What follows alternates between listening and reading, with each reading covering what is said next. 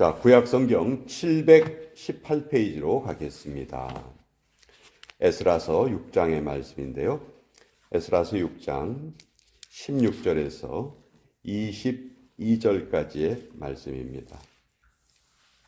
에스라서 6장 16절에서 22절까지의 말씀. 두 번째 성전이 완공되고 봉헌식을 치르는 그런 영광스러운 모습입니다.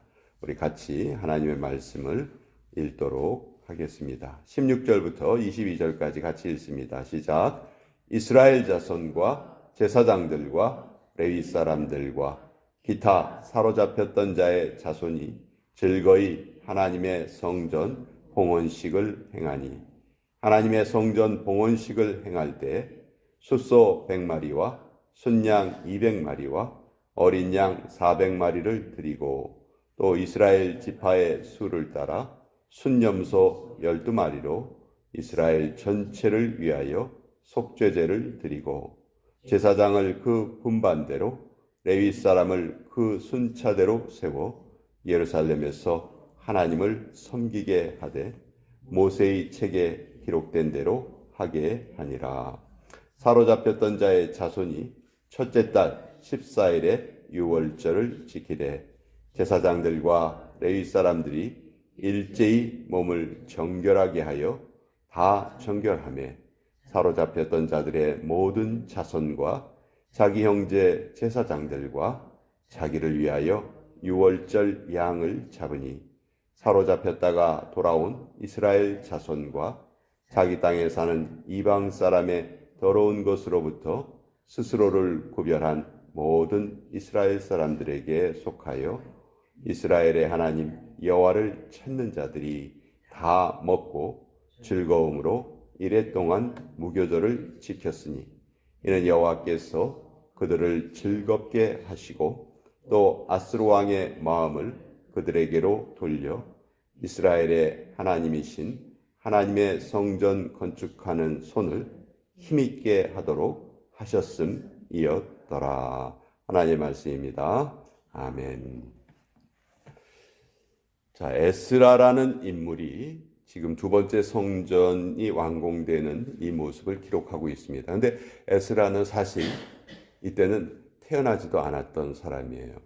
그런데 에스라가 이 기록을 열심히 연구하고 찾아서 후대에 기록을 해 놓았기 때문에 우리가 이 기록을 오늘 읽을 수 있는 것이죠. 우리 인간의 기억에는 한계가 있어요. 그래서 하나님께서는 문자라는 방법을 통해서 우리 인간이 그 기억을 계속 유지해 갈 수 있도록 허락해 주셨죠. 그래서 우리가 성경을 통해서 읽는 역사는 하나님께서 우리에게 기억할 수 있도록 허락하신 그런 부분이에요. 자, 오늘 이 에스라는 별명이 학사죠. 학사 에스라. 학사라는 말이 붙은 걸로 봐서 열심히 역사를 연구하고 열심히 자기 자신이 율법을 연구하고 그래서 아마 하나님의 말씀에 아주 정통한 그런 사람을 보통 우리가 학사라고 부르는데 성경 전체에서 학사라고 불리우는 사람이 딱 한 사람밖에 없어요. 그 사람이 바로 이 에스라입니다. 그래서 이 에스라는 자기는 두 번째 포로를 이끌고 예루살렘으로 돌아와요. 첫 번째 포로와 두 번째 포로 귀환 사이에는 약 80년의 시간적인 간격이 있거든요. 근데 두 번째 성전이 완공된 것은 이 첫 번째 포로로 돌아온 사람들이 애를 써서 두 번째 성전을 완공을 시켰어요. 근데 안타깝게도 그 사람들이 기록을 남기지 않았습니다. 그래서 만약 이 에스라가 이 두 번째 성전이 완공된 이 모습을 우리에게 기록으로 남겨주지 않았다면 그때의 기쁨이 어떠했는지 우리가 잘 알 수가 없었을 거예요. 자, 첫 번째 성전과 두 번째 성전을 비교해 보면 첫 번째 성전은 정말 태평성대에 지어졌어요. 그렇죠? 솔로몬이 지었죠. 솔로몬의 아버지 다윗이 가장 큰 영토를 차지하고 있었습니다. 그러니까 다윗 왕 시대에는 이스라엘 주변에 있는 나라들이 전부 다 이스라엘에게 조공을 바치고 있었어요. 그만큼 이스라엘이 강력한 나라였어요. 그렇게 강력한 나라를 유지하고 하나님께서 그 아들 솔로몬에게 성전 짓는 것을 허락하셨어요. 그러니까 솔로몬이 지은 성전은 태평성대 때 7년의 기간에 걸쳐서 온갖 화려한 그런 그 장식을 했고 온갖 좋은 재료를 써서 성전을 완공을 했어요. 근데 그 성전이 바벨론에 의해서 완전히 부서져 버리고 말았죠. 그래서 바벨론의 포로로 사람들이 끌려갔는데 그 포로로 끌려간 그 이스라엘 포로들을 페르시아의 왕이 해방을 시켜줍니다. 그 왕이 고레스 왕이었죠. 그리고 예루살렘으로 다시 돌아올 수 있는 길을 열어줘요. 그리고 그 고레스 왕이 뭘 명령하냐면 가서 여호와를 섬기기 위한 성전을 지어라. 그것까지 명령을 해요. 그리고 거기에 필요한 모든 재료라든지 무슨 돈이 필요하다든지 그런 것은 우리 페르시아에서 다 지원을 하겠다. 가서 그 성전을 짓고 너희의 신에게 우리 페르시아 왕실을 위해서, 왕을 위해서, 왕의 자녀들을 위해서, 왕의 가족들을 위해서 열심히 기도해라. 그 명령을 내리고 돌려보내요. 자, 그래서 그때 첫 번째 포로 귀환 때 그 스룹바벨과 여호수아 두 사람이 약 5만 명의 포로들과 함께 예루살렘으로 돌아옵니다. 이것이 이제 1차 포로 귀환이에요. 그래서 오자마자 성전 짓기를 시작을 하는데 주변의 방해가 너무 심해서 그것을 이루지 못하죠. 그렇지만 계속해서 그것을 이루려고 하니까 이제 주변 사람들이 아예 이 사람들 두 번째 성전 짓는 것을 막아야 되겠다. 그래서 페르시아 왕한테 편지를 보내요. 자기들이 반대하는 사람들이 편지를 보내요. 이 사람들이 이 성전을 또 지으려고 하는데 원래 이 사람들의 특기는 왕에게 배신하는 게 특기입니다. 그러니까 요거 지어놓고 나면 분명히 배신할 테니까 못 짓게 하십시오. 고레스 왕이 어떤 명령을 내렸는지 한번 확실히 알아보십시오. 이렇게 성전 짓는 걸 반대하는 사람들이 편지를 보내요. 그래서 그 다리오 황제가 그 편지를 읽고 진짜 그런지 아닌지 살펴보라고 합니다. 내 할아버지 고레스 왕이 뭐라고 얘기했니? 그 기록을 좀 찾아봐라. 그래서 기록을 찾아보니까 아까 제가 말씀드린 것처럼 너희는 돌아가서 성전을 완성하고 거기에 필요한 모든 비용은 우리가 대겠다 하는 고레스 황제의 명령이 기록된 그 문서를 찾은 거예요. 그러니까 이 반대자들은 이 성전을 못 짓게 반대하려고 이런 일을 행했는데 사실은 이게 성전 짓는 것을 결정적으로 도와주는 계기가 됩니다. 다리오 황제가 이걸 보고 성전 짓는 것을 허락해요. 허락하는 것뿐만 아니고 모든 필요한 것을 지원하게 합니다. 그래서 두 번째 성전이 완공이 된 거예요. 그렇지만 첫 번째 성전에 비하면 두 번째 성전은 초라하기가 이를 데 없었어요. 근데 하나님이 학개와 스가랴 선지자를 보내서 뭐라고 격려해 주시냐면 너희는 성전의 겉모습을 보지 말아라. 겉모습이 첫 번째 성전보다 작다고 해서 첫 번째 성전보다 초라하다고 해서 그것 때문에 낙심하지 말아라.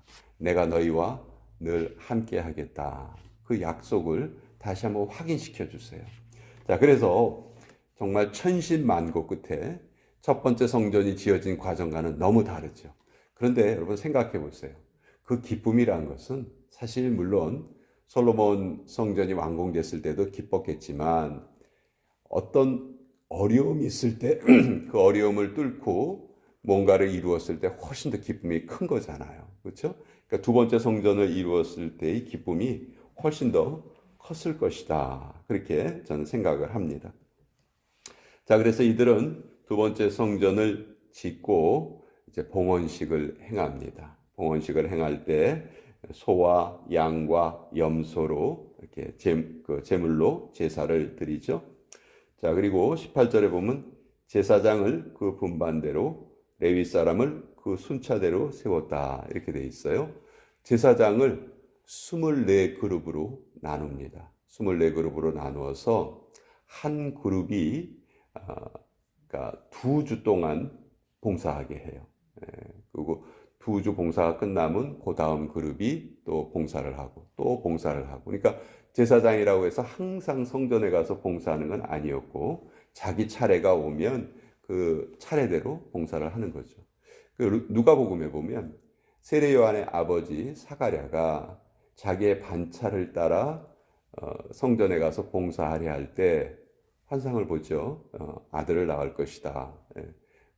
그런데 이제 그것 때문에 말을 못하게 되고 그러잖아요. 그때 거기에 반차를 따라라는 표현이 나오는데 그게 바로 제사장들을 그룹으로 나누어서 그 나누어진 그룹이 순서에 따라서 봉사하게 했다 하는 거예요. 자, 19절에 보시면 이들이 두 번째 성전을 짓고 했던 일이 뭔가 유월절을 지킵니다. 유월절을 지키는데 첫째 달 14일에 유월절을 지켰다.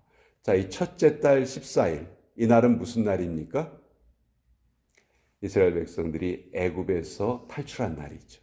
출애굽의 기념일이에요. 어떻게 보면 이스라엘 민족의 해방절, 광복절, 우리나라 사람들은 8월 15일을 잊을 수가 없죠. 마찬가지로 이스라엘 사람들은 1월 14일을 잊을 수가 없는 거예요. 자기들이 노예에서 하나님의 은혜로 해방된 날, 그 달이 1월 14일이에요. 그래서 그 달을 이제 유월절로 지키고 15일부터 21일까지 7일은 무교절로 지킵니다. 그러니까 유월절이라는 그 이스라엘의 절기는 그 이스라엘 사람들이 지키는 세 개의 절기가 있죠. 유월절, 칠칠절, 초막절. 이 세 절기 중에서도 가장 중요한 절기예요. 가장 중요한 절기고 다른 절기는 7일이지만 이 유월절은 8일입니다. 왜 8일이냐 하면 유월절이 하루고 그 다음에 7일 동안의 무교절을 지키거든요. 그래서 총 8일을 지키게 돼요. 무교절이라는 것은 그 애굽에서 탈출할 때 하나님께서 어떤 명령을 내리세요? 너희는 떡을 먹을 때 급히 떡을 먹고 빨리 나가라. 그러니까 그 누룩이 없는 떡, 누룩이 있는 떡을 만들려면 시간이 걸리니까 누룩이 없는 떡을 먹어라 해서 그게 이제 무교병의 시초가 되었죠. 그래서 그 누룩 없는 떡을 먹는 그 절기를 무교절이다 이렇게 부르는 거죠. 그래서 여기도 보면 그 하나님의 명령을 따라서 첫째 달 14일에 유월절을 지키고 또 22절에 보면 즐거움으로 이래 동안 무교절을 지켰다 이렇게 되어 있어요. 그러니까 총 8일의 기간 동안을 하나님 앞에 기쁨을 표현했던 것이죠. 자, 여기 오늘 이 성경에서 하나님께서 우리에게 주시는 은혜는 뭐냐면 하나님은 우리를 즐겁게 해주시는 분이라는 거예요.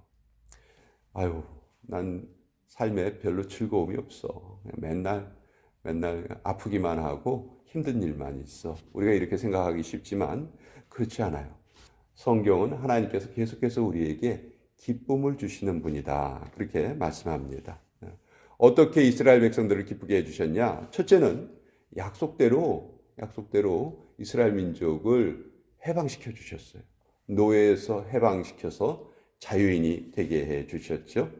두 번째는 성전을 짓는데 그 어려웠던 과정을 오히려 이 페르시아의 황제를 통해서 큰 도움을 받게 해 주십니다. 그러니까 그때까지 이스라엘 백성들에게는 하나의 걸림돌이었던 것이 이제 바뀌어서 오히려 가장 큰 지지를 받게 되는 거죠.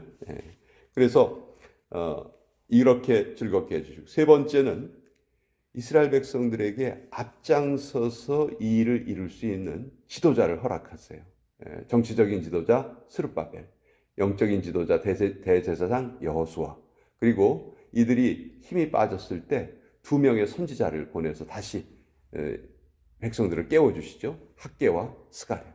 그러니까 이런 하나님이 계속해서 백성들의 마음을 깨울 수 있는 사람들을 보내주신다. 그리고 이스라엘 백성들에게 절기를 기억하게 하셔서 그 절기를 지키도록 하셔서 기쁨을 주신다. 예. 그래서 구약의 이러한 기록은요, 오늘날 우리에게 역사라는 이름으로 다시 우리에게 또 우리가 이 기록을 읽고 또 은혜를 받고 또 교훈을 얻는 거죠. 사실 이때가요, 우리나라의 삼국시대보다도 훨씬 이전이거든요. 그럼 우리나라 삼국시대가 그때 있었던 기록을 보면 뭐 김수로 왕이 뭐 알에서 태어났다, 뭐 박격허세가 알에서 태어났다, 뭐 그런 기록이 아직도 남아 있어요. 그러니까 그 기록을 우리가 지금 읽어보면 사실 좀 그대로 믿기가 좀 어렵죠.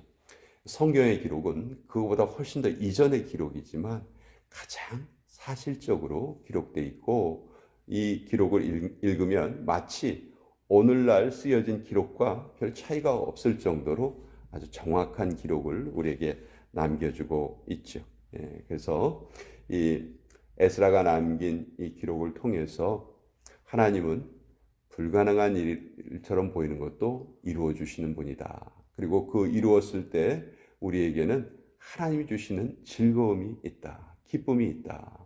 우리도 우리의 삶을 살아가는 것이 마치 성전을 완성하는 그런 과정이 아닌가, 좀 그렇게 생각이 돼요. 힘들어요. 어려워요. 그러나 하나님께서 계속해서 때에 맞게 시에 맞게 우리에게 돕는 손길을 허락하시고 마침내 이루게 하신다. 그렇게 마침내 이루게 하셨을 때 우리에게 하나님이 예비하신 것은 하늘의 즐거움이시다. 그것을 믿고 오늘 하루도 함께 열심히 살아가도록 하겠습니다. 자,